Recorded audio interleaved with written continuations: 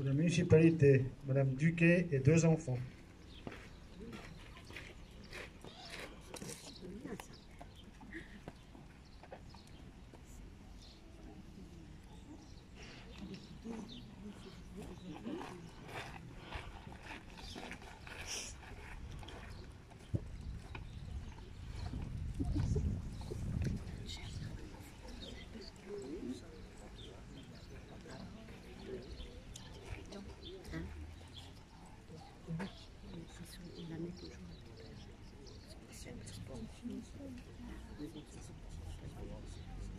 Voilà.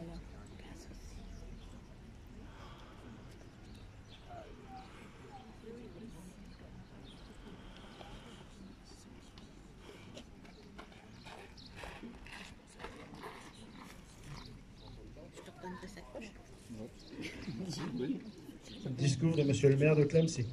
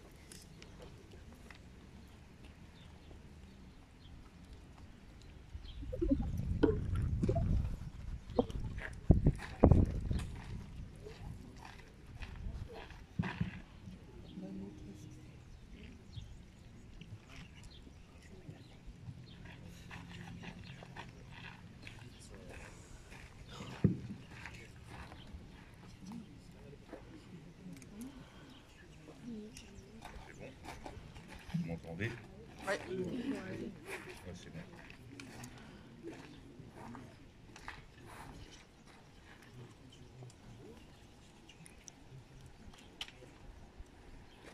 Mesdames, Messieurs les élus, Mesdames, Messieurs les représentants des corps constitués, gendarmerie, pompiers, Mesdames, Messieurs les jouteurs, Mesdames, Messieurs,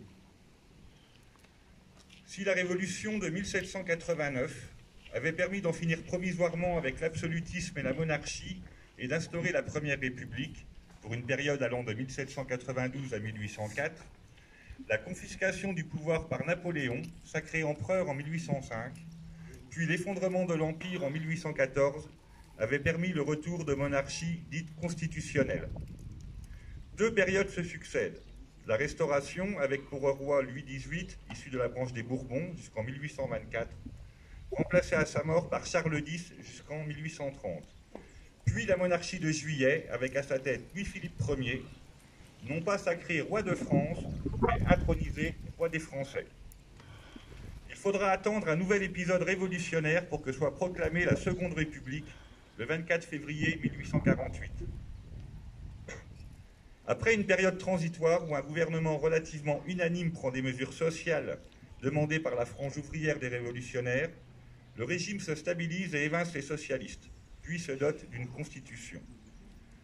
Dès décembre 1848, la République a un président, Louis-Napoléon Bonaparte, élu pour 4 ans comme champion du Parti de l'Ordre, composé de monarchistes légitimistes, d'orléanistes, mais aussi d'adeptes de la République américaine. Les premières mesures sont révélatrices de la tonalité qu'ils souhaitent donner au nouveau régime. Le 25 février, ils instituent le suffrage universel masculin. La peine de mort pour raison politique est abolie comme des aveux de la terreur. Les principes de 1789, comme la liberté individuelle, sont mis en application. Les ateliers nationaux sont créés. Le 27 avril, un décret met définitivement fin à l'esclavage dans les colonies françaises. Pourtant, très rapidement, à l'inverse des aspirations révolutionnaires de 1848, cette majorité de l'ordre met en place une politique conservatrice. Elle favorise l'implication de l'Église catholique dans le domaine de l'éducation. De manière générale, préparant le retour des royalistes, elle cherche à mettre à mal les républicains et la gauche. Pour ce faire, elle durcit les conditions d'accès au suffrage universel, réduit le nombre d'électeurs de 9 600 000 à 6 800 000 et instaure une loi de censure pour le théâtre et surtout la presse. Les conceptions sociales de Bonaparte l'éloignent du parti qu'il a amené au pouvoir, et il rassemble progressivement autour de lui une nouvelle sphère bonapartiste. La Constitution lui interdit de se représenter au terme de son mandat. Après avoir fait vainement pression pour obtenir qu'elle soit amendée, il prépare avec ses proches le coup d'État du 2 décembre 1851, qui lui permettra par la suite d'instaurer un régime autoritaire, approuvé par le peuple par le biais d'un plébiscite. La nouvelle Constitution sera promulguée le 14 janvier de l'année suivante. Et Bonaparte sera sacré empereur le 2 décembre à la suite d'un autre plébiscite qui mettra fin au régime républicain au profit du Second Empire. Grâce au télégraphe, Clamecy a pris le coup d'État perpétré dans la nuit du 2 au 3 décembre 1851. Dès le mercredi au petit matin, ce qui suscita la stupéfaction générale et pour beaucoup l'indignation. La Commune était un bastion républicain. Si celle-ci avait son lot de bourgeois conservateurs, beaucoup d'artisans et de boutiquiers, mais aussi des avoués, avocats, médecins, banquiers, imprimeurs, fabricants ou entrepreneurs de tannerie s'affirmaient républicains, comme nombre de flotteurs, ouverts aux idées nouvelles et aspirant à la sociale. Ce monde hétéroclite se rassembla au Café des Colonnes pour y attendre le mot d'ordre de Paris, à minima de Nevers, et descendre dans la rue pour défendre la Constitution violée et la République trahie. Mais rien ne vint. La tension monta le 5. Déjà, on signalait quelque agitation à Surgy et à Pousseau. Finalement, la rumeur courant que Paris s'était soulevé, les dés étaient jetés.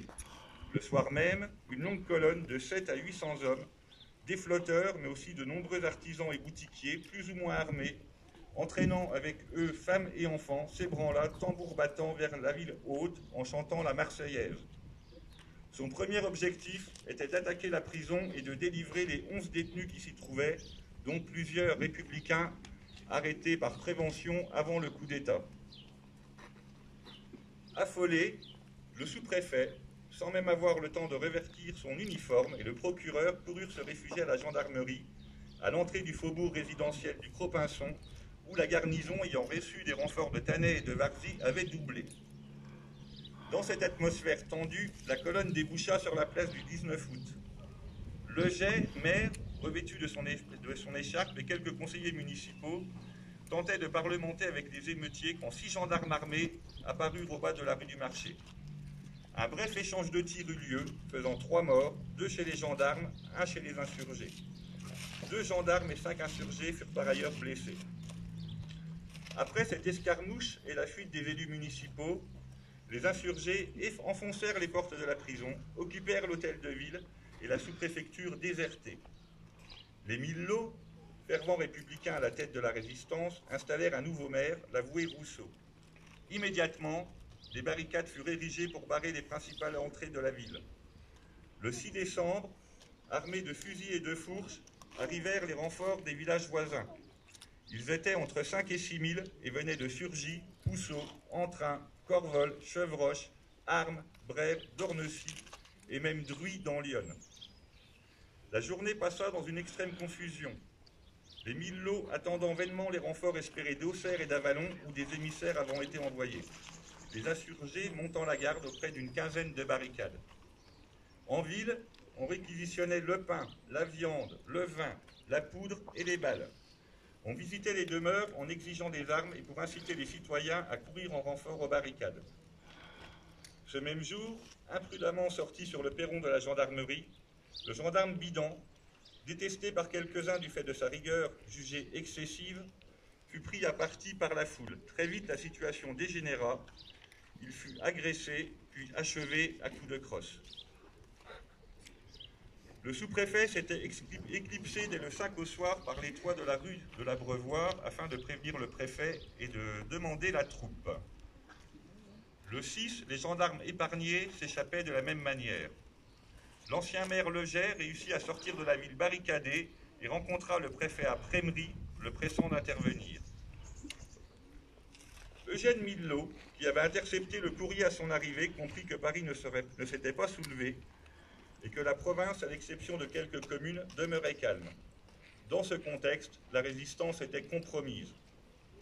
Quand, le dimanche 7, les premiers soldats apparurent sur les hauteurs du Cros-Pinçon, la plupart des paysans s'enfuirent. Pour eux, la défense d'une constitution dont ils ignoraient parfois jusqu'à l'existence n'avait aucun sens. Déjà, le préfet et le général Payon campaient aux portes de la ville. 2 personnes furent envoyées pour négocier la reddition. La troupe les fusilla sous prétexte d'espionnage. Le soir de cette triste journée, à 23 h, ordre fut donné aux derniers résistants de se disperser. Le lendemain, le général et le préfet firent leur entrée solennelle dans une ville morte. La répression fut particulièrement implacable. Clamecy connut une longue occupation militaire. Le conseil municipal déchu fut remplacé par une commission de 12 membres, totalement acquis au coup d'État. Cette commission accueillit délations et calomnies sans aucun discernement. La troupe se livra alors à une véritable chasse à l'homme à travers bois et campagne. Plus de 700 personnes furent arrêtées et entassées pour plusieurs semaines à la prison, à l'école, à l'asile, dans des caves, toujours dans des conditions innommables. 300 à 400 familles concernées par les arrestations sombrèrent dans la pire misère. Beuvron et Bethléem semblaient dépeuplés. Une commission militaire entreprit un premier tri. 165 prisonniers furent libérés, mais plus de 500 furent désignés pour une déportation en Algérie ou à Cayenne. 67, enfin, considérés comme de dangereux meneurs, furent réservés au Conseil de guerre. La commission mixte, le préfet, un général et un procureur, vit défiler 582 détenus. Tous furent entendus. 228 furent condamnés à la déportation en Algérie en forteresse et employés à de pénibles travaux. 133 autres à la déportation sous simple surveillance. 148 citoyens furent par ailleurs internés ou déplacés en France, assignés à résidence parfois très loin de chez eux. Le Conseil de guerre siégea du 31 janvier au 27 mars 1852. Il condamna 7 exilés volontaires par contumace, 44 autres au bagne, 7 à mort. 3 réussirent à s'évader et s'exilèrent à New York. 2, circasse et cuisiniers, furent guillotinés à Clamecy, en haut du Cros-Pinçon, derrière moi, là où nous sommes réunis et où s'élève aujourd'hui la colonne élevée en l'honneur des insurgés. Volets baissés, magasins fermés, la ville parut frappée de stupeur par ces exécutions. Ainsi s'achevait le courageux sursaut de la bourgeoisie républicaine alliée aux flotteurs de Clamecy devant la violation de la Constitution. Parallèlement, s'effondrait le rêve d'instaurer une république des petits chez les paysans, exaspérés par le manque de terre et par les conditions draconiennes des contrats de métayage. La ville ne se remit que très difficilement de ces événements. Le recensement de 1856 accuse une baisse significative de la population que l'amnistie de 1859 n'améliora pas. Pendant tout le Second Empire, la ville semble somnoler et l'arrivée du chemin de fer en 1867 lui donne le coup de grâce en ruinant le flottage. Il faudra attendre les événements de la Commune de Paris en 1870 pour qu'enfin la République soit rétablie. Si on accepte les quelques années de l'occupation allemande et l'institution de l'État collaborationniste de Pétain, la République est l'outil qui régit depuis 150 ans le fonctionnement démocratique de nos institutions et le cadre de notre vivre ensemble. Il n'est définitivement plus de place dans notre nation, ni pour les rois, ni pour les empereurs. Nous le devons aux révolutionnaires de 1789, de 1848, aux insurgés de 1851, aux communards de 1870. Honneur aux révolutionnaires, aux insurgés, aux communards, célébrons leur mémoire.